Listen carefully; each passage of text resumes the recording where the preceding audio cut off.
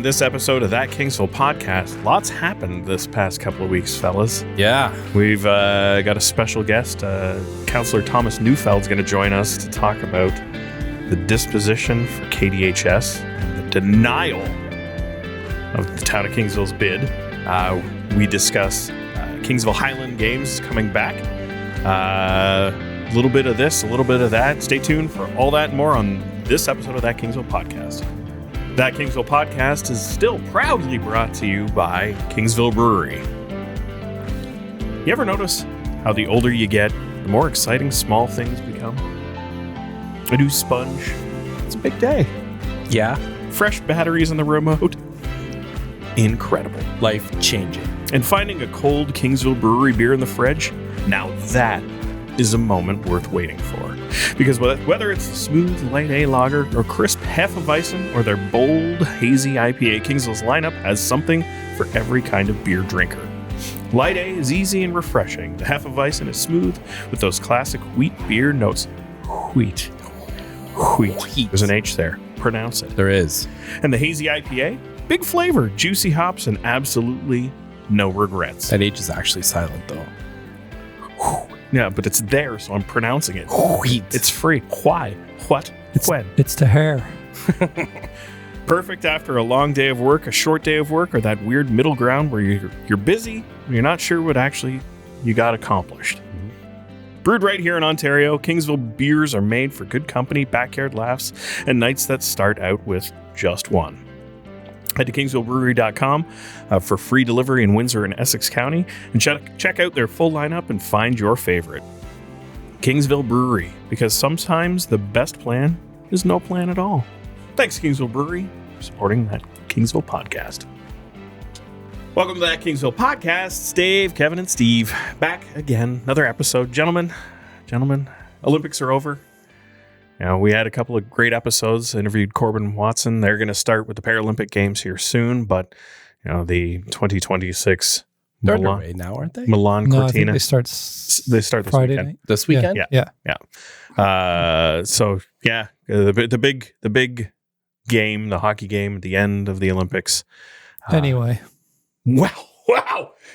Thanks, Steve. Did not quite go Canada's way. However, a wonderful, entertaining, hard fought, fantastic game. I'm still proud. One of the best hockey games I've ever seen. For not being a hockey fan, riveted. It was nonstop action, and it's sad the way that it ended, but you can't walk away from that not being entertained. Oh gosh, yeah. Yeah, those girls were great. Like, I mean, Steve. Oh, that game. Yeah, the men's game, the last game before Missed the it. closing ceremonies. Girls' game was tough to watch. That was. But it was a tough one. But you know, the whole country kind of coast to coast, united, watched the game. You know, cried as well too, and you can't win them all. Somebody's got to lose. That wasn't a terrible way to lose. If it was a 5-0 shutout, okay, you know, like didn't really show up for the game, but they did. And, you know, fluke shots happen. That's how, you know, the two previous semifinal games were decided in overtime as well, too. Yeah. There's a lot of criticism about how it finished with 3-on-3, but hey, you know. I tend to agree with it, but the IIHF, like the governing body for Olympic hockey, well, for international hockey, has always had really funky rules to end games. And like the worst thing is that could have gone to a shootout, and I hate shootouts at the ends of games. Yeah. I like talking amongst for those that don't tune in regularly. I do work in the United States. So that Monday morning was quite difficult to walk into the office. However, some of the coworkers that were a little kinder, that didn't quite, you know, greet me with oh, did you watch a hockey game? I hear it was a good one. We mutually agreed that was kind of not the way that we both felt that it should have ended. It should have, if we were controlling how an overtime period would have gone, if you wanted to expedite scoring, we wouldn't have immediately gone to 3-on-3. Maybe a period of 5-on-5, a shortened period of 5-on-5, a shortened period of 4-on-4, and then 3-on-3. And if that didn't result, then a shootout. But you're not going to get into quad overtime in the Olympics. Why not? Well, maybe. Well, and I think I don't know if it was Canada's coach, John Cooper, or somebody else made the point that, and he wasn't bitter, and like he was sad to lose, but he wasn't bitter. But he made the point that the 3-on-3 is geared towards ending the game sooner. Yep. Yeah. Because at the end of the day, especially with the Olympics, there's other events. There's the closing ceremonies that are going to happen. You play 5-on-5, and we've seen playoff games go to 2, 3, 4 overtimes. Television rights, sponsorship, and all that jazz. It's money generated, as most things are. So it would be 3-on-3 is the way to kind of end the game sooner, and certainly worked in this instance. It would be nice to see it at least start at 5-on-5, and even if you want to do 10 minutes and then start dropping players, right? Yeah, down to 3, and then play out 3. It's almost like I just kind of proposed that. That was crazy. I'm not a hockey fan. I literally just Did you just say that? Yeah. Oh my God. Okay. Thanks for listening to the podcast. All right. This guy but it is. It's all valid. It was a tough loss. I'm sorry. I'm stroking out, or maybe. it's just literally. Sorry to cut you off. I am sorry. It's just. But going back to Dave's we all point, have our moments, and I've had a few. It's been a tough week. It's been a tough week. But I want to go back to your first point as far as you not being a hockey fan, watching it and uniting the country. I mean, my daughter's not a hockey fan, but she sat and watched with me and was on the edge of her seat. And I actually said to her, I don't know if it was early in the third, I said, based on the fact that we're not scoring, I said, I've seen it too many times in sports. I said, we're not going to win. Yeah. Like, it's just one of those games where you just had that feeling that you're going to get that gut punch. And we did. And so psychologically, I'd like to think I was a little bit prepared, but man, was I sad the rest of the day. If nothing more, that game will be something that, much like, I don't know, Game 7 of the World Series last year, I will not forget for at least a couple of years. Yeah, it's wild that we had 2 of them so close too. Because those are, like significant losses. Yeah, but significant unifying sports events. Yeah. Right. Now, here's a question for you guys. Because I do think that obviously political tensions played into our feelings after the game. And so did it or did it not?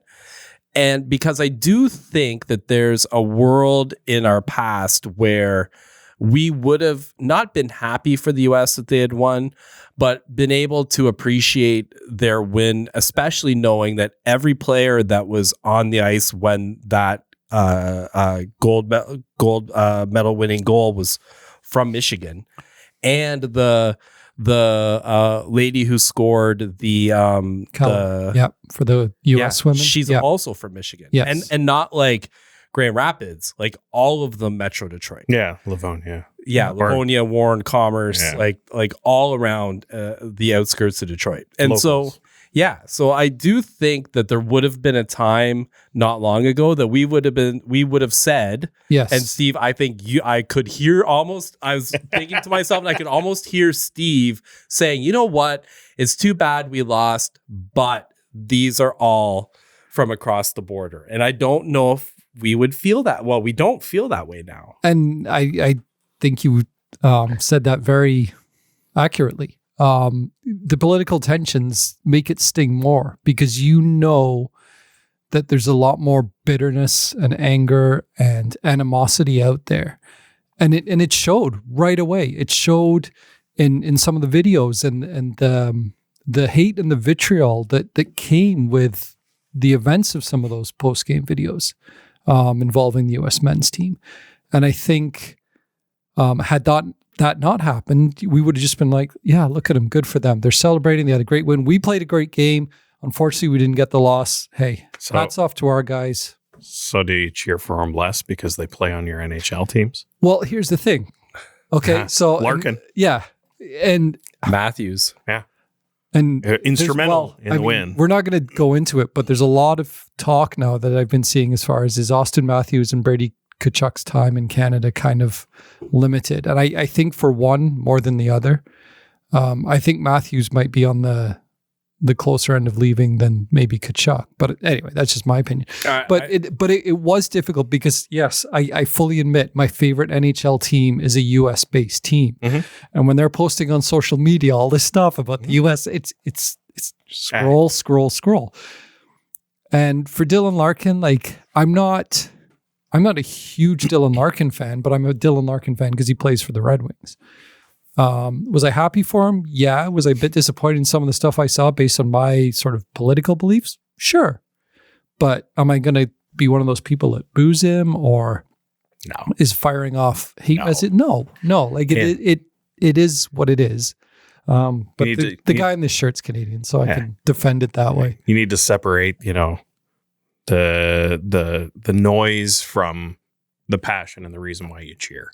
Yeah. But congratulations to the U.S. team. Like, they did win. They can't take that away from them. And the Canadian team, like I said before, played an absolute stellar game. And it was great hockey. Didn't go our way. Yep. But let's talk about the local news. And we've got an interview to hold. And we found out that the town of Kingsville's bid for Kingsville District High School was rejected. So we need to dive into this topic.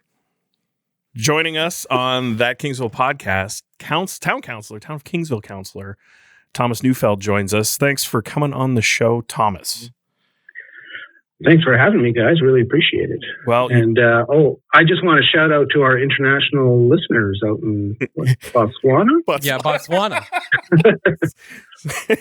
You know what? Eventually, we're going to get an email from one of them, and they'll say, "Yeah, we're riveted from all that information from Kingsville. We want to visit." And then we'll have this big international tourism initiative. We'll have a party. Sister city. You guys are really going places out here.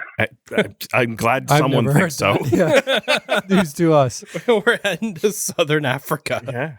Well, Thomas, thanks again for coming on the show. We asked you to come on to discuss the KDHS bid rejection, but we did reach out to Mayor Dennis Rogers first and foremost. He was not able to join us at his county council tonight, but he did provide a statement. So he says, "It's our hope that whoever purchased these properties will build something that's needed and conducive to our community. I think if these properties were to sit empty for an extended period of time, would be a big detriment to our town." So we want to have a more detailed conversation. So, Thomas, you've been involved. I will do my best. Well, hey, that's all we can do, Thomas. You've been a counselor for a couple of terms now, and this issue has been one of those things that's been riding around and on the docket for many different council meetings. How were the last few council meetings when the decision to make the bid for Kingsville District High School, how did that pan out with this current council? I think council as a whole saw that it would be a strategic decision to be able to acquire that property. Just, namely because of the location, right? And wanting to be able to have control of, again, the development or no development that happens on that property. Now, I wasn't at the meeting that where they voted to put in the bid, but that being said, if I was there, I still would have been in support of it. But unfortunately, the dice didn't roll in our favor. Do you feel that the issue was clearly understood about the gravity of what this would have on the town for not only just immediate necessity, but also future planning with regards to infrastructure and asset? Do I feel that I understood, or council, or the public? Well, you can speak for yourself as well too. You're a part of council, but do you feel that was a fully understood set of circumstances? Either yourself. Geez, I would hope so. I would hope so. things like this don't come along every day. So, I mean, this was, I would say once in a generation opportunity.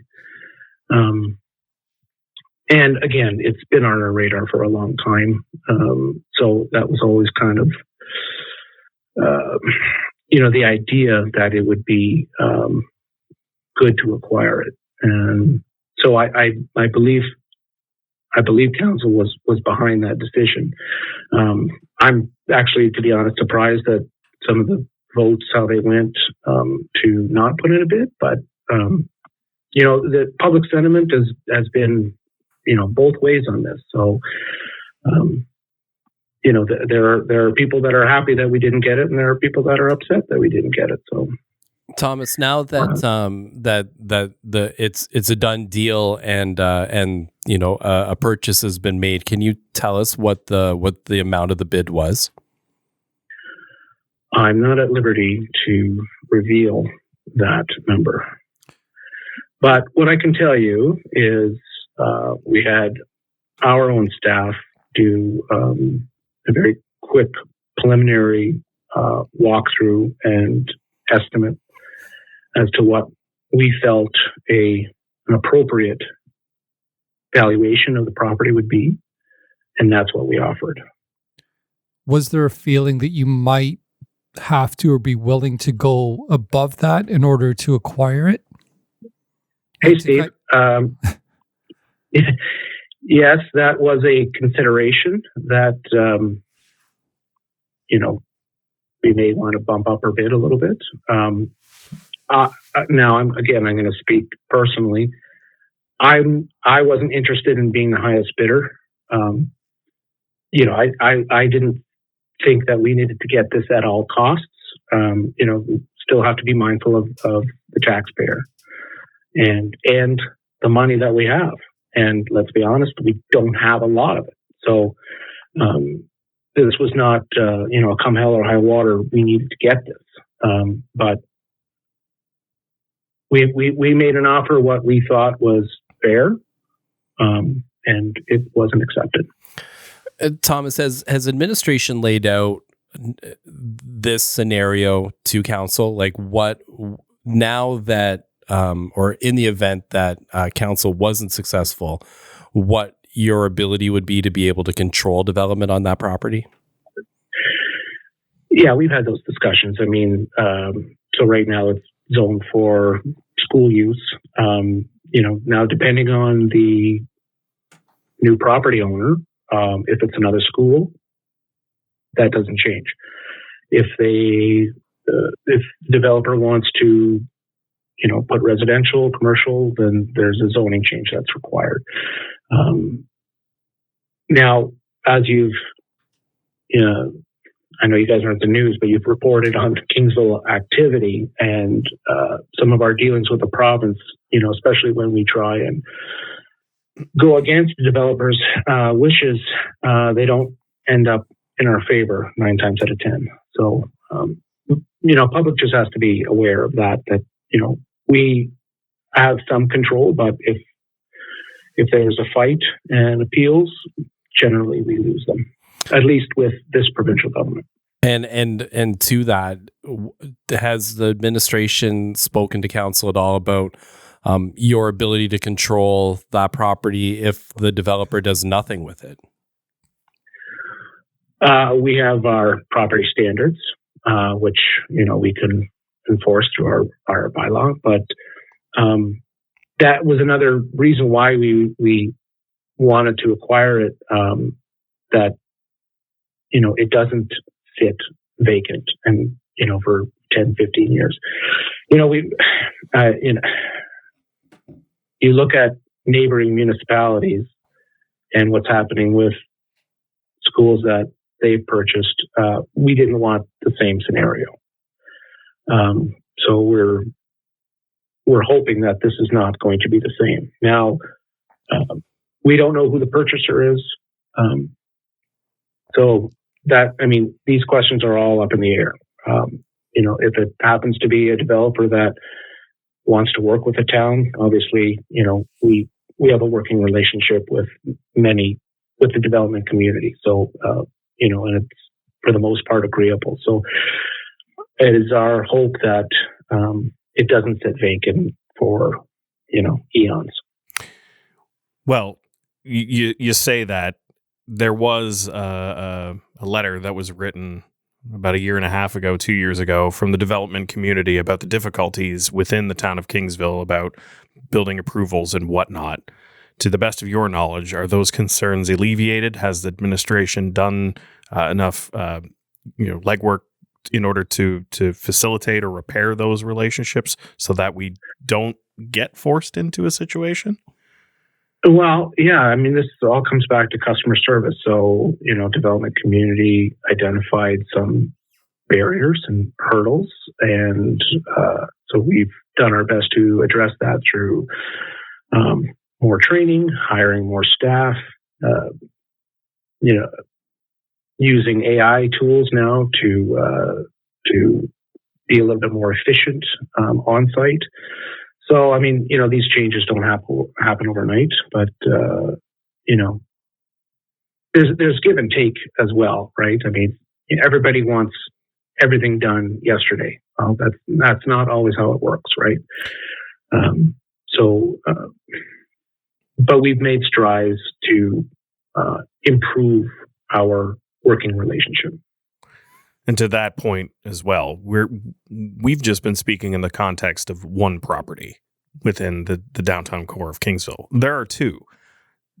The town of Kingsville chose and council chose not to place a bid on the KPS property, which has sold to another suspected developer, and there's limited control that now we'll have with regards to the disposition of that. What was it, 15 acres of property? I think that number was actually wrong. A little high? Yeah. It was I think regardless. that report was wrong. But so we've got considerable parcels of land within a couple of blocks of each other that now, because the decisions that were made and the ultimate board decision for selecting a proposed buyer, we're a little handcuffed. So the town is going to change significantly in the coming years. And Thomas, I know you've been on council for a couple of terms now. 3 terms, I think. Yeah. This is my third, yeah. 3 terms. See, good memory on us. Yeah. About to be 4. No, anyway, not the time, but anyway, go on. But it's leading into my question. So, given the fact that this term is almost over in the fall, we'll get into your choices. How do you see the upcoming councils working within their limitations to be able to make sure that those parcels get the best opportunity? Do you think that we have the capability within the town in order to make the most out of this situation?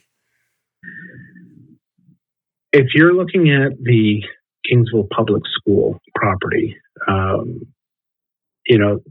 its location really lends itself to, a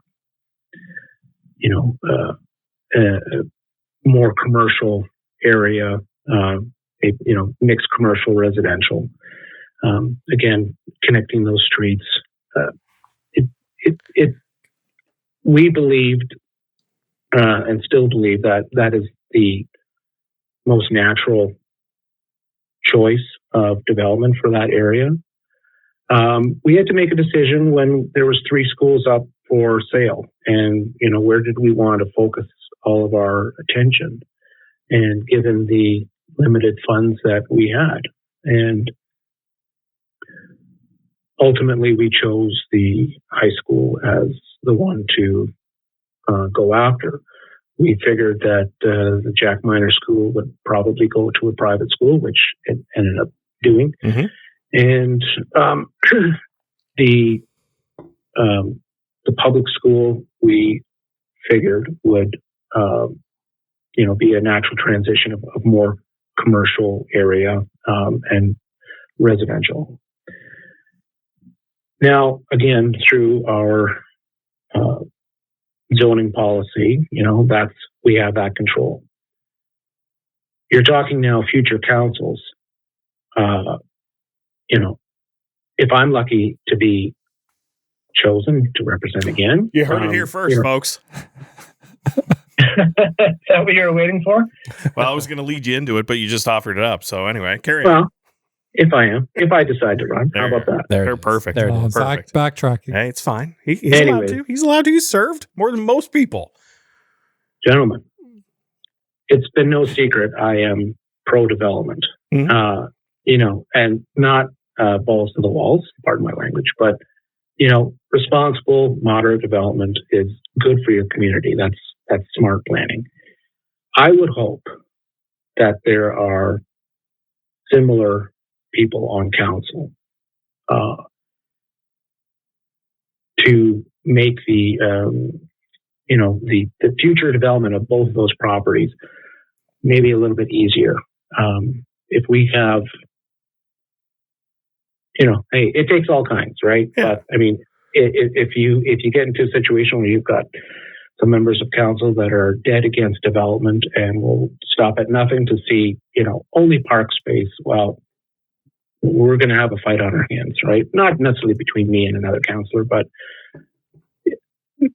providing the current provincial government stays in power, well, you know what their agenda is. Yeah. So I foresee issues going forward.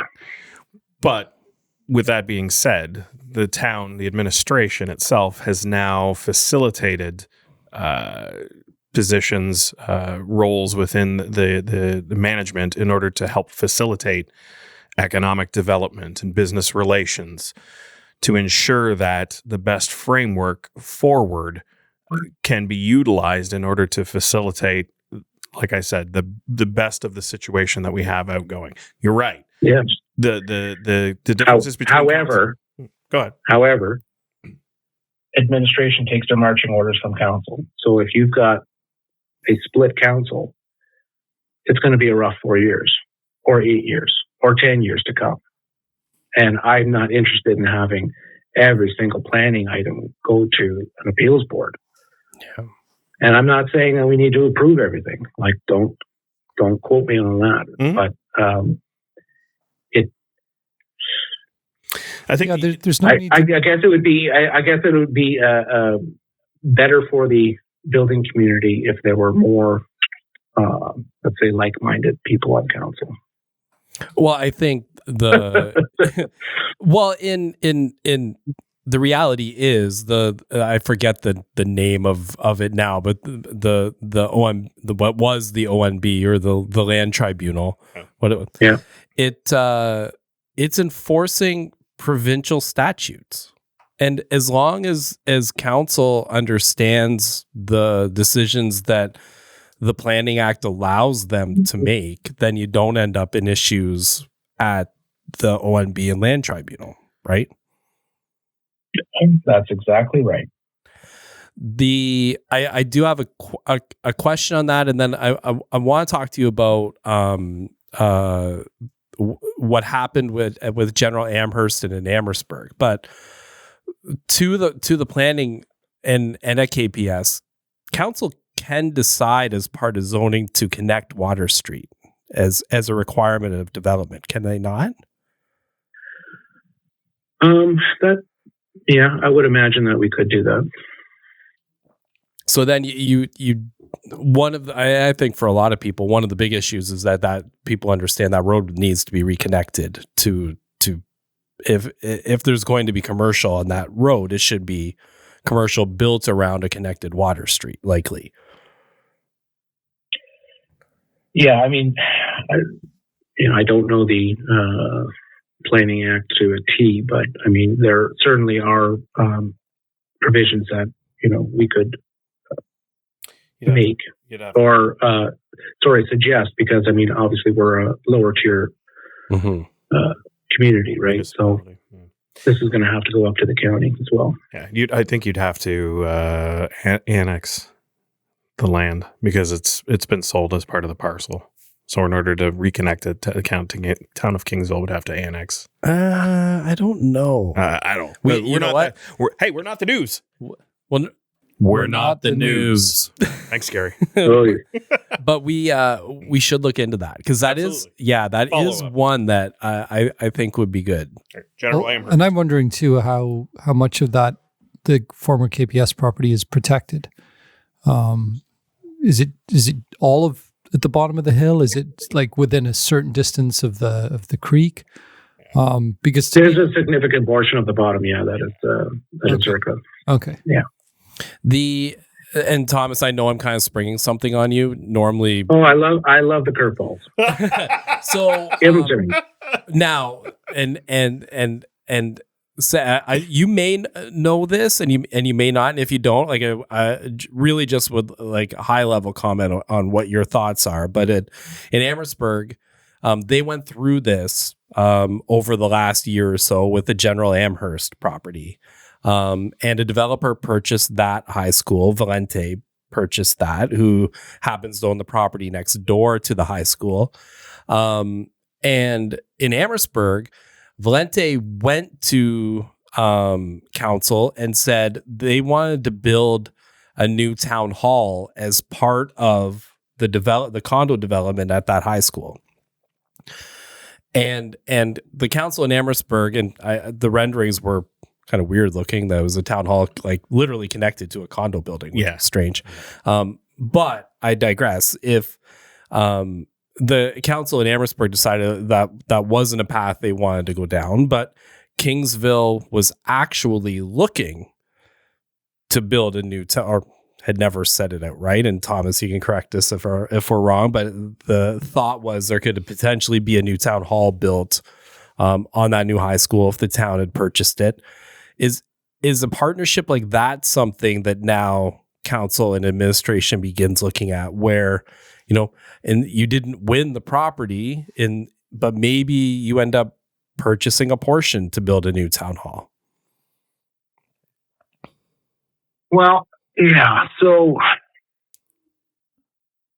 the mayor presented his vision a couple of years ago, and in that vision was a town hall, library, and I think it was a police station for that property. Now, we said thank you very much for your vision, and I mean nothing was solidified as this is what we're going to do. It's no secret that we are outgrowing our current municipal building. So having moved council to the Unico, the former council chambers now have offices inside. So that's bought us a couple of years. So, I mean, we also had the facilities review where, again, identified the OPP are outgrowing their spot. Council or administration is outgrowing their building. And we had some surplus buildings, but, we were looking at selling, and then they got repurposed, which is all fine and dandy. But there will be a time that a new town hall will be required. This is me talking now. Personally, I don't see it in the next 5 years. But looking beyond that, probably 10 years, I would say we would be there. But we don't have the money for it. So, I mean, that's kind of a moot point. Had we acquired the property, that was certainly an option that would be a future site of a town hall. But so now we have to look at other options. Well, go ahead. No, Thomas, please continue. So like I said, it isn't a secret that a town hall will eventually be needed, but I don't foresee that anytime soon. Now the option of partnering, with a developer to maybe share some of the land or acquire some of the land, that is an option. Council hasn't discussed that. there are probably now many options on the table that need to be discussed of how we're moving forward. But those meetings are yet to be had. Now, council has a reserve fund for purchasing the schools with about $4 million in it, which has been a relatively significant portion of the tax increases that have happened while this term of council has been going on. What happens with that money now? Go to Caesars and put it on black. No? Are you looking for a refund check, or is that? Are you offering? Hey, that's another option, but that's a vote of council, and I think you'd be looking at about $40. But yeah, not quite worth it. But what do you see now? Does that just get earmarked for future town hall, or right? Yeah, well, I wouldn't say town hall, but that money is sitting in a reserve account, which is labeled property acquisition. And so, whether that's property for a new road, which you've seen us do, or maybe we need a new fire hall one day. I don't know, but those are the kinds of things that money would be earmarked for. Now, $4 million doesn't get you a town hall. You need about 5 times that, right? So we're nowhere near where we need to be, and I don't think we need to get there tomorrow or even in the next couple of years, right? This is a long game. So as far as I'm concerned, that money is going to sit there until we need it. Well, Councillor Neufeld, if you do decide to run again in the fall and are elected again, you'll be instrumental in working through the disposition of said funds. And whatever, for the remainder of this council term, whatever may come about, who knows? There might be a proposal that you get presented that is opportunistic in order to achieve many of the town's strategic goals as decided in this term. But I look forward to what the future holds. We all do, Thomas, as residents of the... I'm going to turn off this the radio voice. Yeah, we all do, and it is a little bit of an unknown, and like you mentioned earlier, there are naysayers and there are folks that were very pro acquisition, but ultimately now it's in other entities' hands, and we can only wait and see and hope that those that have the ability to take action do so to the benefit of our community. So thank you, Thomas, for taking the time tonight to discuss it with us on the show.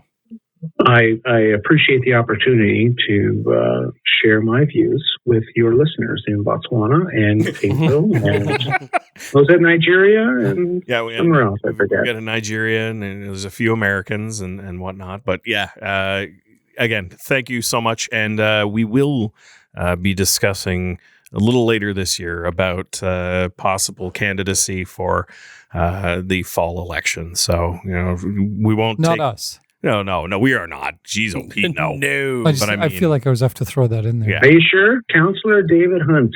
Ooh. Boy, that's got a real nice ring to it. I was Committee Dave for a long time. I've hung up that hat. So see, now you would be Councillor David. It's a little more formal. You know what, Thomas? No matter. Did his head get a little big there, guys? Or? No. A little bit. Oh, geez, simmer down. All right, Thomas. Again, thank you very much for sharing your insights, and good luck in the fall if you run. Appreciate it. Thank you, gentlemen. So yeah, that is what it is. About a decade ago, when I did my proposal, and we'll call me Committee Dave and whatnot, there was the hope that we could control our destiny, and ultimately, as time goes on, economic factors, changes in council, priorities shift, things don't happen. You can get upset, or we can make the best of a situation that happened, right? We cannot go back on anything. There's no sense in getting upset. It's a matter of, are we taking the correct actions? Are we doing what we can in order to benefit? And do we have the facilities? Do we have the capability and the personnel to do so? And the vision? Yeah, I mean, you can only hope that council has the ability and wherewithal to be able to put in some guardrails to make sure that development comes out the way that is still good for the community, and has some green space requirements and has some requirements to have buildings fronting onto Main Street instead of at the back of Main Street, and has requirements around the connection of Water Street, connections of roads at the back of the high school property. So there are. We don't need those. We already got one. It's fine. It's the hood. We don't want more traffic in the hood. True. But, okay, you're right. But it will be this next election. This one was important to get to this point.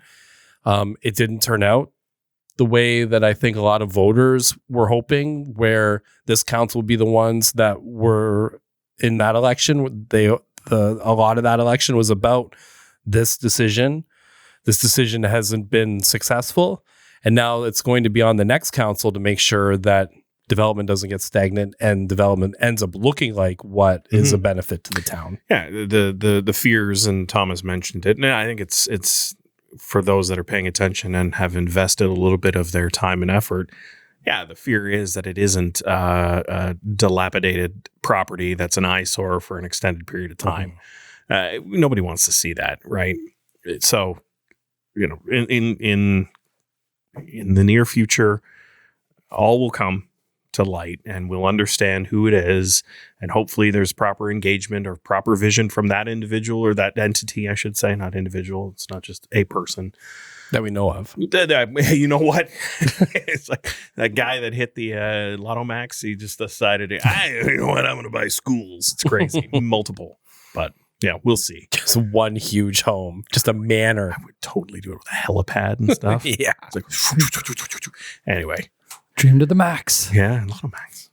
So we've got other news in the town of Kingsville. It's not all bad. Can I go first before we get into? Yeah. So big news today on the local sports front. As a lot of people may know, OFSA swimming championships were held in Windsor last couple of days, and Isabella Dreger, a grade 11 student, Coyote Nation, took gold in the 100-meter butterfly today. So just an outstanding achievement. So kudos to her and congratulations to, her parents, Mike and Stephanie. But like, I have to say as an aside, I had my kids try and teach me the butterfly stroke once. It's like a small form of torture for me. But it's the kicking too. Yeah. But having seen Izzy, she got her start with the Leamington Laser. She now swims with the Windsor Aquatic Club. And having seen her in the pool over the years, she's just a dynamic, fantastic swimmer. And to win OFSA gold, just a fantastic. And we did invite her to talk about it tonight, but she is actually volunteering at the hospital. So, hey, gotta get those volunteer hours in too. But yeah, congratulations. Hold your head high. It's top of the heap. Yeah. Fastest in the province. Hey, congratulations. As an aside, I just have to say, I was up in Toronto for a few days last week. Right. Had something going on. Actually, my daughter was taking part in Model Parliament at Queen's Park. But as part of our stay, we did a tour of the University of Toronto. And they're getting older. They're kind of looking what options are out there. And we're going along this one stretch, and the tour guide says, this is Philosopher's Way. And it's just this path linking different buildings. And I turned to my wife and I said, as opposed to over by the dental school, which is Philosopher's Way. But anyway, I digress. No. Steve, is your life just, you're seizing all the opportunities for puns? Because if that's the case, like, your brain works, we already know your brain works strange ways. Yeah, but 1,000 times faster than most of us. Wow. Do you write them down?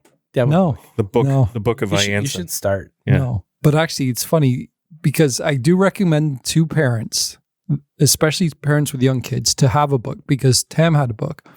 and she wrote down some of the stuff the kids would come out with when they were younger. One thing, just like, the first time they see a convertible, oh, look, that car doesn't have a ceiling. Yeah.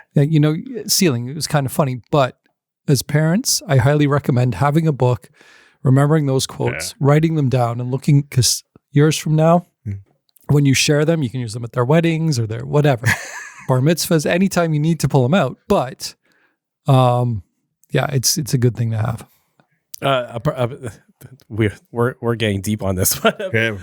A person I know set up an email address for their daughter, like the day that she was born, and then has been emailing her all of these things. Like anytime, like she does something funny or says something funny or there's like a funny moment, we'll send her an email. Oh, that's fantastic. And she like obviously like the daughter like the daughters has never seen it, probably won't see it till she's older and adult, but constantly sends like hundreds of emails over the 10 years. That's going to bring some tears to eyes in the future.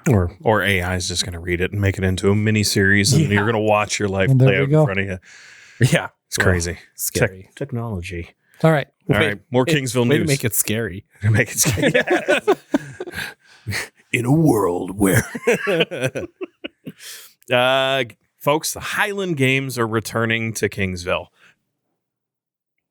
There we are. After a hiatus last year, they are returning this year, June 27th. Colasantes is now the location and host of the tradition, as they're labeling the Kingsville Highland Games for 2026. An immersive experience. Kingsville Highland Games honor rich Scottish traditions and Celtic heritage of Southern Ontario.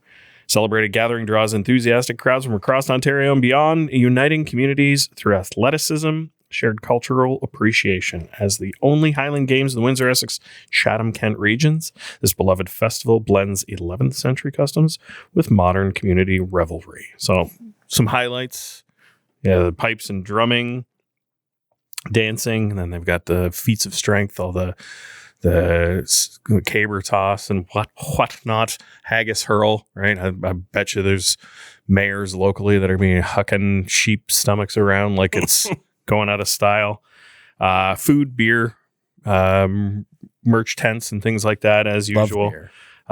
Tickets Kingsville tartan will be on display. Right, that's right. We still got the tartan. Do we know how many feet we have left? Right, probably enough to cover half of Kingsville. That was crazy. I don't know why I just rolled into It's great. the tartan. That's and all the Scottish listeners. They're like, that's not how we talk. Yeah, they're upset.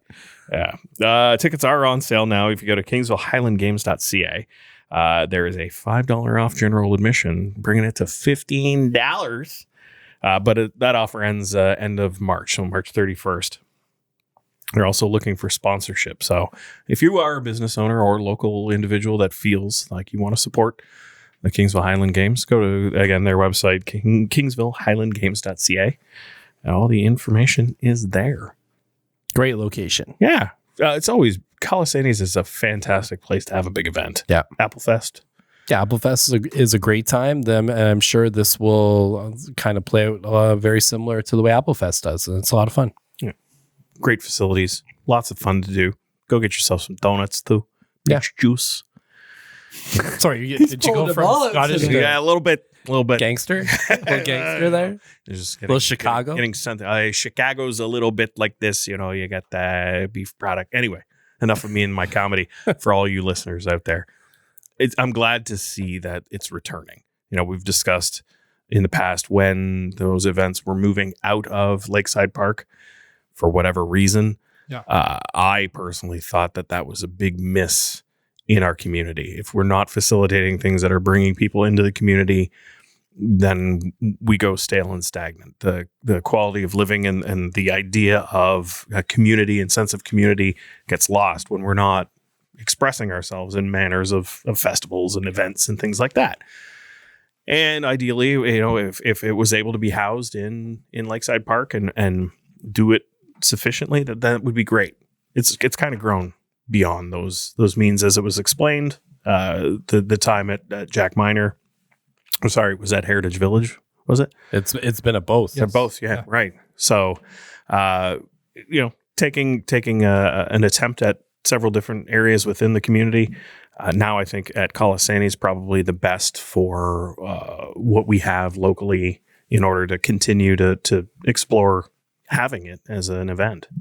Yeah. And then, Doug Plum had a prior engagement this evening, wasn't able to talk to us, but, he'd be happy to talk to us, as we lead up to the event if we need more information. So yeah, we got a couple of months. And, there was a report, and I'm speaking out of turn. There's been some refinement within the town of Kingsville for block parties scheduling. I believe there's only 2. There's one in Cottam and one in the town of Kingsville. Yeah. And there's exploratory looks at a buskers festival. You ever been to a buskers festival? I have. Yep. Yeah. What's usually the location for a buskers festival? Middle of the street. Yeah. Yeah. No, like a city, right? Oh. Like Amherstburg. Windsor. Yeah. I don't. Amherstburg Sandwich has Town? Busker Festival. Yeah. Was it in Sandwich Town? Yeah. Yeah. Yes. Yeah. Well, they used to do it along the water, and then it moved from along the water to Sandwich. Okay. Yeah. Because they swapped BIAs that was running it. I know there's an organization of buskers that travel around, I guess, the continent, that they work as a group of sorts, and they do events in Ottawa and Halifax and Toronto and things like that. So I'd be curious to see if they do end up landing what it is for the buskers, if that is what's going to happen in Kingsville, and how they facilitate it. That's a lot of planning, and the buskers depend on that as their income. So you want to make sure that there's a lot of attendance in order to justify. Well, they get paid. Well, some of them, but they also like their tips, much like gig workers, right? Like, yeah, I get a salary, but I'm really after the tips. Yeah, I'm trying. Did they send a hat around? I can't remember. Always do. Do they? Yeah. Always do. Okay. Hey. I know Amherstburg has done it, and then it kind of morphed into the Uncommon Festival that they have now, which is kind of it's an expanded, glorified buskers festival, really, and it's well attended. We have you been to it before? We accidentally went to it. No, we went out for. Yeah, I've been to the Uncommon. Yeah, yeah, it's kind of cool. Yeah, it like, is. It's right. Like it's definitely different, but it's a lot of fun. We had dinner reservations and went and showed up, and it was the middle of the Uncommon Festival, and it was a great time. It was a nice surprise. We happened upon Woofaroo once like that. Like, there's a whole bunch of dogs in the field. Let's go. Woofaroo. Yeah, and at the Libro Center. So, and they held whatever they call it, whatever their open streets was. And I had a booth with the hospital the same weekend as Woofaroo, and they're like, "Did you want a booth at Woofaroo? Did you want a booth at the whatever it was, open streets?" And I'm like, "Well, open streets, of course. Like, I want to go where the people are." They should have told me that everyone went to Woofaroo, because there was 0 people. Like, I think I had 2 people walk by the booth. I didn't even come up to the booth, like pedestrians. Yeah. Everyone was at Woofaroo. Everybody likes the puppies. Because it's a positive experience. Oh. See, he does it. He does it. In his brain, he's like dogs, paws, claws, teeth. And now you're bang, bang. What, barking up the wrong tree here? See? Come on. See, well, couple of topics to close us out. The province of British Columbia decided that this is the last time that they're going to do daylight savings time, because daylight savings time for us is coming up on the weekend. Yeah. They're going permanent daylight savings time. Doesn't make sense to me. So funny. And I went deep on this. It's the second topic to go deep. Yes. Yeah, it's a weird one, right? But I was like, he's on his game tonight. I was like, what's the deal? What's the deal with daylight saving? Like, how can you just make that decision? And so it's did you know, first of all, that the time it is in any given place in Canada is obviously governed by the province. What ministry do you think it is? Agriculture and Rural Affairs. Nope. Finance.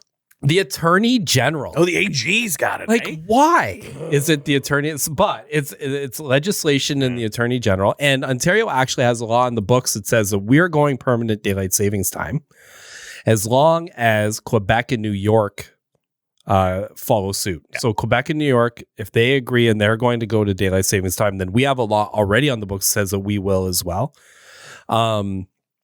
Obviously, Saskatchewan has been on standard time, is always on standard time, has been since 1966.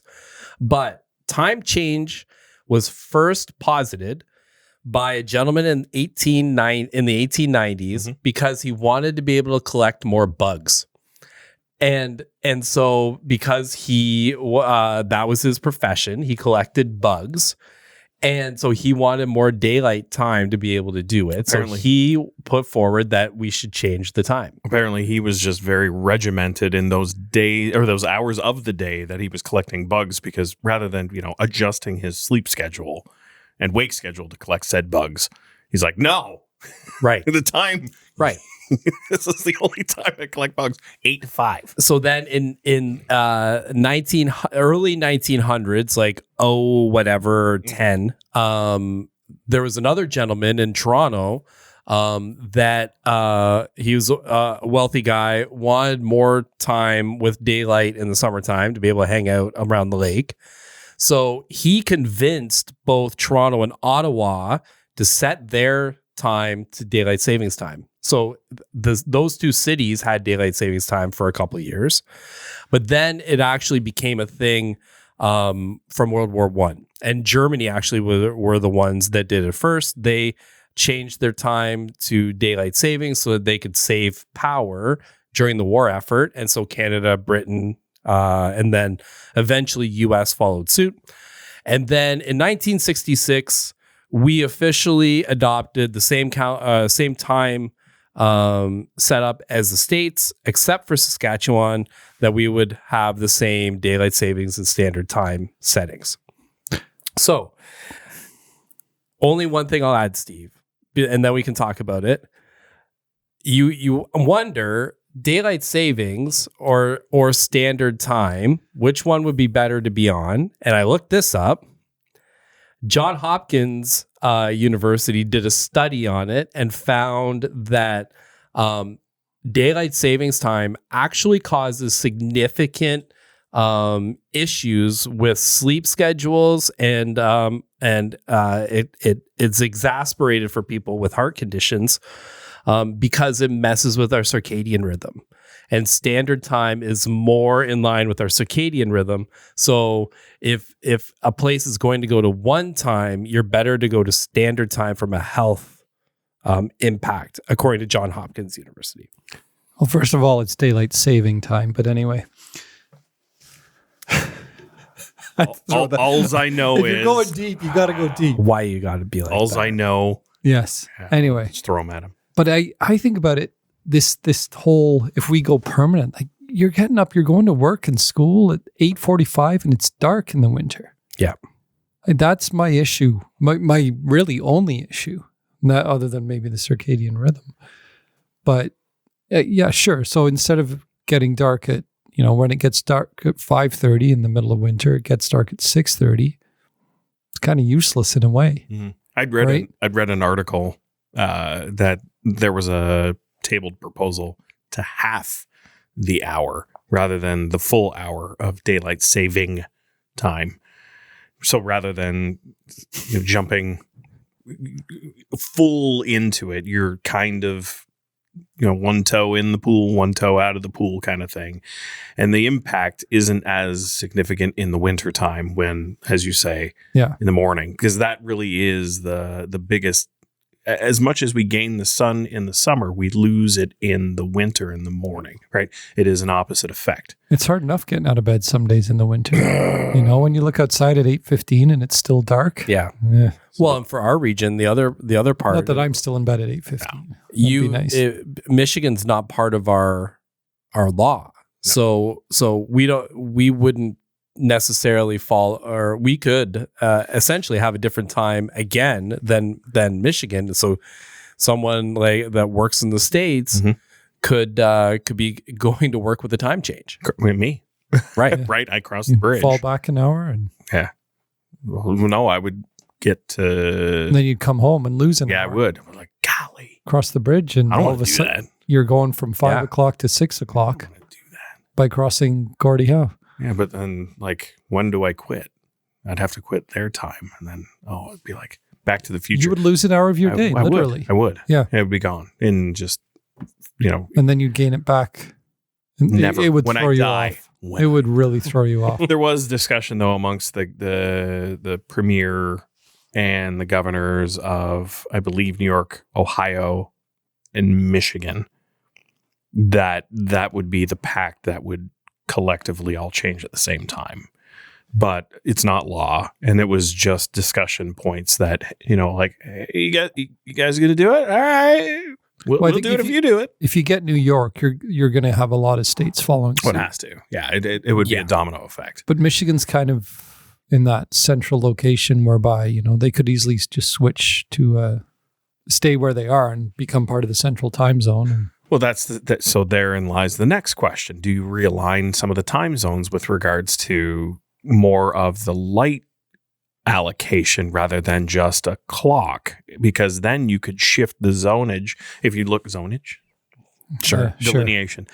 If you look at the dividing line between the Eastern time zone and the Central time zone, it's not straight. It kind of does some weird zigzags. Well, Indiana, I think, is the same as Saskatchewan, right? They don't observe it. Correct. But with that even being said, it's not that far west. So for them to do that, it's kind of a premature, anyway. Yeah. It gets crazy. It does get crazy. Well, yeah, because if all of Michigan is on Eastern time zone and then Indiana doesn't switch, you basically drive. Yeah. You could cross the street going north, I-94, whatever, and all of a sudden you're in a different time zone going north. Correct. Yeah. And there are places along that dividing line between the Eastern and the Central time zone where that happens. Mm-hmm. Like you will cross in and out of the time zone just by traveling north and south. So it's crazy. But anyway. But you would gain an hour in a way because you would leave for work at 7 a.m. and get to work at 7 a.m. It would be bizarre. Yeah, but I don't want to do that. No, I don't want to do math every time. No. I don't want to do that. I don't want to do math now. Let's wrap it up. Yeah. Well, one last thing, and it's geopolitical and whatnot. With the Middle East conflict and the bombings in the Middle East, there's a lot of community members in our area that have origins in that region. Not anything anyone likes to see. Killing in any respect is not what anyone wants to wake up to or have to live in fear of. So, for those in the community that do listen, maybe, the issues that are building in that region, we hope that they come to a quick, resolute end. Again, not the news, but we sure do see it a lot. So, yeah, it's tough. It's tough. We've seen a few of these conflicts through our lifetimes, and they don't end well or without bloodshed. So, yeah, it's tragic. But yeah, again, thank you everyone for liking, subscribing. Thank you, Councillor Thomas Neufeld, for joining us on the show and talking about what's been on top of mind and a lot of citizens in our area. Thanks again for tuning in, and we'll see you next time. We're not the news.